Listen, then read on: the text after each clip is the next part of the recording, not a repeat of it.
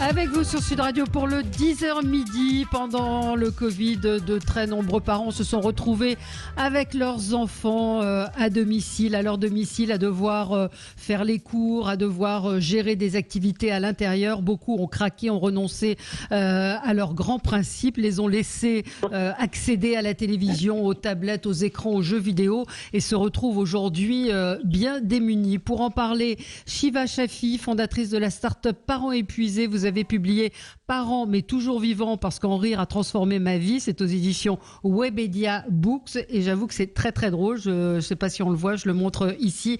Et puis 2 cahiers de vacances pour parents épuisés et cahiers de vacances pour les aventuriers de l'été. Voilà. Et puis docteur Lise Barthélémy, bonjour, vous êtes pédopsychiatre à Montpellier et membre du collectif Cause, c'est le collectif surexposition aux écrans. C'est peut-être avec vous que je vais commencer pour que vous nous racontiez ce à quoi vous êtes confronté à la sortie du Covid.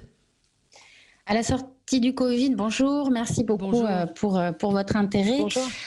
À la sortie du Covid, on rencontre plusieurs cas de figure, des familles qui en ont profité pour se poser, se retrouver, se rassembler et profiter de ce moment un peu tous ensemble avec beaucoup moins de pression extérieure. Beaucoup de familles dont les enfants ont effectivement été surexposés, certains ont été très seuls face aux écrans, d'autres effectivement, comme vous le disiez, les parents n'ont pas pu faire face à tout ce qu'ils avaient à faire, que ce soit scolaire, que ce soit en télétravail pour eux. Et puis d'autres familles qui ont réussi à trouver un peu un équilibre entre les deux, en augmentant un petit peu le temps d'écran, mais tout en restant présent. Mais le glissement, là, je vois déjà pendant le confinement, j'ai vraiment eu des parents qui étaient très en difficulté, mais à la sortie du confinement, là, maintenant, les parents se rendent compte des dégâts et sont vraiment contents que l'école puisse reprendre parce que ça remet un cadre et eux peuvent de nouveau remettre en route les règles d'hygiène qu'ils avaient mis en place auparavant. Oui, sauf qu'avec les écrans, et c'est aussi votre combat, avec les écrans, c'est peut-être pas aussi simple que ça. C'est-à-dire qu'il y a un côté addictif aux écrans, aux jeux vidéo qui fait qu'aujourd'hui, on dit on retourne à l'école, on recommence, et puis non, les enfants, c'est pas si simple que ça de retirer ces écrans. C'est pas si simple. Ce qui est extrêmement addictif, ce sont effectivement les jeux vidéo, mais aussi YouTube. Souvent, on banalise un peu, on dit regarde, il s'intéresse à des choses, mais en fait, c'est extrêmement enfermant et c'est un puits sans fond. Effectivement, ce qui est compliqué, c'est que les parents se rendent compte la plupart du temps qu'il y a un souci, mais très honnêtement, ne sont pas, même si les gens commencent à comprendre et à être sensibilisés, ils ne sont pas suffisamment prévenus et accompagnés au niveau national pour comprendre que c'est pas dommage, c'est juste grave de laisser l'enfant surexposé de telle façon. Et vous dites que c'est un problème de santé publique, que ça concerne toutes les couches de la population, et que d'une manière générale, les enfants ont une consommation problématique des écrans. Oui, et là, ce qui a été très compliqué, c'est que heureusement qu'il y a eu Internet pour assurer la continuité pédagogique, mais ça a été fait, on peut le comprendre au tout début, à la sauvage, et vraiment la majorité des profs ont assuré et ont permis vraiment de garder ce travail-là, mais avec sans aucune précaution par rapport au fait que quand les enfants cliquaient sur des liens que les profs envoyaient qui étaient tout à fait intéressants, il y avait d'autres choses sur YouTube qui étaient très compliquées pour les enfants à pas les visionner et qui petit à petit a grignoté et a pris de plus en plus de place. C'est ça qui est compliqué. C'est pas tellement l'usage de l'écran, c'est l'usage sans accompagnement. Et l'éducation nationale a pas pris la mesure, je pense, de assurer la continuité. C'était absolument indispensable et ça a été vraiment très pris au sérieux. Mais ce qui n'a pas été compris, c'était les dérives qui en dérivaient. Shiva Chafi, parents mais toujours vivants. Je pense que certains, vous avez eu au téléphone pendant le Covid. Vous comprenez que certains parents craquent complètement. D'ailleurs, vous dites qu'il vaut mieux en rire. Ce que vous décrivez ne donne pas très envie d'avoir des enfants, évidemment sur le mode de l'humour, parce que la vie est transformée. Mais c'est vrai que c'est parfois compliqué de résister à la facilité des écrans aussi. Oui, bonjour Valérie, bonjour Lise. Bonjour. En effet, il y a la théorie, on sait très bien que les écrans c'est pas bon, mais déjà la première chose c'est que les enfants réagissent par mimétisme et que nous on est collés à nos écrans. En plus on était en télétravail donc on était encore plus collés à nos écrans et en plus les enfants devaient eux-mêmes être sur leurs écrans pour la continuité pédagogique. Et donc pour nous parents c'est impossible de savoir s'ils se moquent de nous et qu'ils sont sur YouTube ou s'ils sont en train de faire leurs devoirs. En plus, il y avait les enseignants qui donnaient des vidéos à regarder. Donc c'est pareil, c'était hyper opaque. Et je l'avoue, et je pense qu'on l'a tous fait, les écrans, ça a cette chose de formidable que ça fait la nounou, en fait. Enfin, on est tranquille, on arrive à faire un call. Quand on est en plein call et qu'on travaille, etc., qu'est-ce qu'on fait? On lui donne le téléphone, on dit « Ok, tu peux jouer à ton jeu vidéo ». Et on sait que c'est mal et en plus on culpabilise. Mais déjà, c'est très conceptuel. On sait que c'est mal, mais en fait, on ne sait pas vraiment parce qu'on ne mesure rien, ça ne se voit pas. Et donc le parent il se dit surtout en fait c'est surtout bien pour moi en fait, et finalement l'enfant est content, il dit qu'il passe un super moment et attendez, j'ai plus de batterie sur mon ordi donc je reviens dans une petite seconde, excusez-moi. Je n'avais pas vu. Une petite seconde. Ouais. D'accord. On vous laisse vous reconnecter. Vous avez le sentiment, vous, docteur Barthélémy, que les parents parfois ne prennent pas la mesure de la dangerosité des écrans. Oui, comme vous disiez juste avant. Shiva, en fait, ce qui est très compliqué, c'est que les parents, ils savent que c'est pas bien, mais c'est pas une histoire que c'est bien ou c'est pas bien. Moi, je suis toujours très désagréablement touchée quand j'entends des professionnels qui banalisent, qui disent bon, c'est quand même, soyons dans notre époque, etc. Il s'agit pas de ça, il s'agit pas de diaboliser les écrans, c'est absolument pas ça, mais ça peut être extrêmement grave et les parents ne réalisent pas combien la surexposition des enfants aux écrans a un impact sur leur développement, sur leur capacité relationnelle et sur le comportement de l'enfant. Et c'est en ça que c'est assez incompréhensible pour nous, au niveau du collectif et des professionnels que nous sommes de la petite enfance et de l'enfance, de pas comprendre pourquoi au niveau national, au niveau gouvernemental, au niveau prévention, il n'y a pas un réel travail qui se fait. C'est-à-dire que les parents, ils savent que c'est pas très bien que les enfants boivent de l'alcool, mais ils vont pas leur en donner parce qu'ils savent à quel point c'est dangereux. Moi, je compare l'écran, la surexposition aux écrans, pas l'écran, à de la drogue, à de l'alcool. Les parents, ils savent maintenant. Ou la cigarette, les parents maintenant ils savent qu'on ne peut plus fumer et c'est pas parce que c'est mal ou que c'est pas bien, c'est juste que c'est dangereux. Et là, les écrans surexposés, c'est dangereux pour les enfants, mais comme c'est pas dit clairement, les parents font de leur mieux et limitent. Et quand vous dites Shiva que c'est une babysitter et que on la paye très très très très très cher la babysitter, parce que derrière il faut pouvoir assurer le décrochage de l'écran, la douche, le repas, et c'est un enfer familial. Et j'entendais un prof récemment, s'il m'entend, il reconnaîtra ses propos, qui disait que lui il trouvait que les écrans là c'est un peu fort comme image, mais il disait que c'était le cancer des enfants. Et franchement, il y a quelque chose de juste là-dedans. Alors Shiva Shefik, votre ordi est en ordre de marche. Oui, désolée. Oui, non. Donc oui, qu'est-ce que vous répondez à ces parents, parce que vous avez une communauté évidemment autour de vous. Est-ce que vous avez le même sentiment qu'ils n'ont pas conscience, et quel que soit l'âge, et on en reparlera avec le docteur Barthélémy, c'est-à-dire que chez les tout petits il y a des conséquences, mais chez les ados c'est assez terrible aussi. Ouais.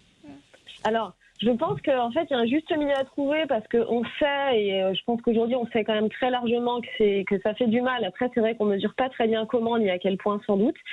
Mais ce qui est difficile, c'est justement cette limite entre je te laisse un petit peu de liberté, surtout pour des ados qui sont dans la génération de l'image, qui ont besoin, qui se connectent à leurs amis comme ça et qu'on voit en réelle souffrance. Et c'est là que c'est vraiment une drogue, c'est certain, mais le problème c'est que c'est une drogue collective en fait, connectée. Et du coup, l'ado qui dit moi je suis la seule débile à pas être sur Instagram, toutes mes copines y sont, etc. C'est hyper difficile quand on est parent de dire tant pis, tu seras la seule. On se dit j'enlève un traumatisme pour en mettre un autre. Donc c'est un peu compliqué. Moi, ce que je me suis dit, ce que je dis aux parents de la communauté, c'est Il faut limiter très fortement, il faut donner envie de faire plein d'autres choses, mais il faut quand même être pragmatique et il y a des moments où on peut le faire. Et surtout, il y a quelque chose à laquelle moi je tiens beaucoup, on en a parlé sur Parents épuisés pendant le confinement, c'est donner du sens à tout ça. Par exemple, mes enfants, ils sont à fond sur un jeu vidéo qui s'appelle Brawl Stars, qui est pas plus intelligent qu'un autre jeu, je tiens à le dire. Mais en fait, ce jeu renvoie une notification tous les jours. Il y a une petite récompense à aller chercher. Et du coup, ça maintient bien l'addiction. On sait, tous les jours, on se rappelle qu'à telle heure, je pourrais être en train de jouer. Et en fait, je leur ai dit, écoutez, on va apprendre comment se construire un jeu vidéo. Quelles sont ces mécaniques d'addiction. Et en fait, moi, je leur ai fait faire... ils sont un peu plus grands, hein, c'est accessible plutôt à partir de 10-11 ans, parce qu'il y a de l'anglais et tout. Mais je leur ai fait faire carrément des jeux vidéo, donc de la programmation en Scratch. Et du coup, ils rentrent dans les coulisses de la fabrication d'un jeu vidéo. Et donc, je leur explique, là, voilà, ils vont vous inciter à revenir tous les jours, c'est comme la pub. Là, on va vous inciter à dépenser et à mettre la carte bleue. Et c'est hyper puissant. Et quelque part, ils ont une compréhension du coup des images et des jeux vidéo qui est moins passive. Voilà. Oui, mais effectivement, c'est de la pédagogie, mais très souvent, les parents, docteur Barthélémy, se débarrassent, je mets des guillemets, parce que je pense qu'on l'a tous fait aussi, des enfants à un moment quand on craque et qu'on n'en peut plus. Donc, ce que vous faites est bien, sauf que je pense qu'aujourd'hui, il y a des jeux comme Fortnite, et j'en parlais la semaine dernière avec quelqu'un qui me disait qu'il était absolument effondré de voir qu'il n'arrivait pas à décrocher son enfant, sa fille de 12 ans de ce jeu. Docteur Barthélémy. Oui, c'est en plus vous en citez un qui est particulièrement addictif. Pour information, au Canada, il y a un collectif de parents qui a porté plainte contre Epic parce que leurs enfants étaient intoxiqués, qu'ils ont dû être hospitalisés pour des intoxications. Et on s'est rendu compte que, en fait, dans les programmateurs, il y avait des psychologues qui étaient chargés de créer une addiction bien particulière, comme pour les machines. Mais c'est la bonne solution d'expliquer aux enfants ce que vient d'expliquer Shiva Shafi. Oui. Moi, je pense que c'est une bonne solution. En fait, ce que vous faites là, Shiba, c'est que vous essayez de vous proposer à vos enfants d'aborder les jeux en conscience. Et en fait, c'est ça l'idée, c'est de leur dire, vous pouvez jouer, vous pouvez manger des bonbons, vous pouvez vous coucher tard une fois, par exemple, mais il faut le faire en conscience et regarder les conséquences que ça a et calculer le rapport plaisir et risque. Et en fait, ce qui est important, c'est que l'enfant, petit à petit, arrive à dire, j'ai envie de jouer, pas parce que c'est viscéral et que sinon je vais rater, c'est que j'ai envie de me faire plaisir et je peux m'arrêter. S'il ne peut pas faire ça, en fait, il faut le protéger de ça. Et effectivement, ils sont un peu décalés par rapport aux enfants. Mais si tout le monde, si tous les copains à 12 ans buvaient une bière et que vous lui disiez, non, toi, ça va pas être possible, vous ne seriez pas inquiète. Vous vous diriez, il peut pas boire de bière, il peut pas boire de bière, parce que vous savez que c'est compliqué. Là, ce qui est compliqué, c'est qu'au niveau national, encore une fois, au niveau prévention, au niveau sanitaire, il n'y a pas de directive. Moi, je compare juste avec la Covid, là. Tant qu'on a dit, on ne peut pas, vous faites le choix, vous allez à l'école, pas à l'école, les parents ont réfléchi. Ils ont dit, à partir du moment où on a dit l'école est obligatoire, alors là, ceux qui flippaient, ceux qui n'y arrivaient pas, ils ont dit, le gouvernement dit que c'est possible, alors on y va. C'est pareil pour les jeux vidéo et pour Internet. Là, il y a une espèce de flou qui fait que ça va, soyons dans notre époque. Et du coup, il y a une banalisation, il y a certainement des conflits d'intérêts qui nous échappent. Nous, en tout cas au niveau de cause, notre seul intérêt, c'est de protéger les enfants, de protéger les générations futures. Et aussi, donc il y a un impact individuel au niveau de chaque enfant, mais il y a un impact au niveau collectif, bien sûr. Sanitaire, collectif et au niveau du budget que ça représente en consultation, en rééducation, qui est phénoménal. Ces enfants, de toute façon, ils auront accès aux écrans, aux jeux vidéo, que les programmateurs et les professionnels soient rassurés. De toute façon, ils auront accès. Mais il faut qu'il y ait un message fort qui soit indiqué que pas d'écran avant 3 ans, entre 3 et 7 ans, c'est limité à 3/4 d'heure et c'est que le samedi, le dimanche après-midi, jamais dans la semaine. Est-ce que nous, ça nous viendrait à l'idée de regarder une après-midi je sais pas, de série, dès qu'on peut? Ben non, on le fait dans des moments bien précis. Ça arrive, Vraiment, il faut limiter ça au samedi, au dimanche. Ça peut arriver, mais c'est pas tout le temps. Mais c'est pas tout le temps, c'est pas tous les jours, pas tous les après-midi, pas tous les soirs, pas dès qu'on a une seconde pour respirer. Ouais. Donc, il faut vraiment intégrer aux enfants le samedi, le dimanche, après-midi, point barre. Et ça, c'est tout à fait possible. Moi, je pense qu'il faut que ce soit une dynamique de famille et que, encore une fois, le parent doit appliquer les principes à lui-même aussi, parce que on est aussi, nous, dans l'addiction. Nous, les adultes, les parents, on est collés à nos téléphones. Dès qu'on a une petite pause, tac, c'est notre relation à l'extérieur. C'est vrai, hein, moi, la première. Et donc, je pense que nous-mêmes, il faut qu'on se désintoxique et qu'on désintoxique la famille. Parce que si, par exemple, on prend des habitudes de je rentre à la maison, on met tous nos téléphones dans une boîte, grand principe que j'ai jamais réussi à appliquer, mais je décide assez souvent de le faire. Mais je décide vraiment tout le temps de le faire. Et qu'on se dit, de telle heure à telle heure, c'est pas juste les jeux vidéo, je n'ai pas de pollution du mobile. Les relations avec les copines, l'extérieur, les copains, tout ça, c'est de telle heure à telle heure. Si nous-mêmes, on s'astreint à le faire, ça va quand même aider. Et puis en plus, on va découvrir qu'il y a plein de choses qu'on a oublié de faire, comme les jeux de société, etc., que les enfants adorent. Et du coup, ça va créer une espèce de nouvelle routine. Donc l'idée, c'est d'avoir cette routine-là. Et ensuite, moi, j'utilise beaucoup le contrôle parental.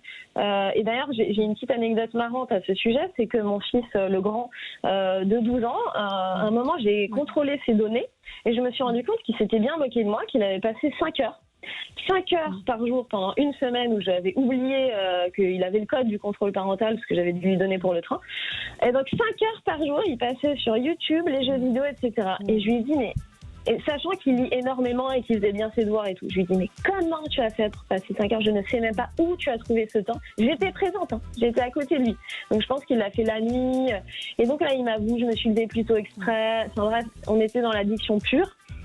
Et là, je lui dis, écoute, désolé, du coup, t'as interdiction de tout. Et j'ai tout bloqué avec le contrôle parental pendant toutes ces heures. J'ai compté les 10 minutes par jour auxquelles il avait droit.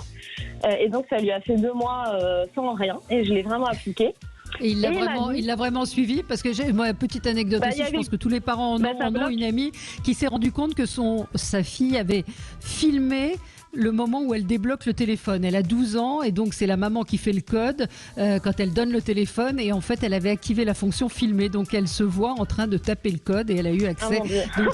Donc c'est vrai que je pense que vous devez en avoir des dizaines d'histoires comme ça. Le côté addictif, hein, ouais. Non, mais ce que je voulais dire, c'est que le problème, c'est pas les enfants, c'est les jeux. Hein, non, mais ce que je voulais vous raconter, ce qui est fou, c'est qu'il m'a remercié. Il est venu me voir 1 heure après.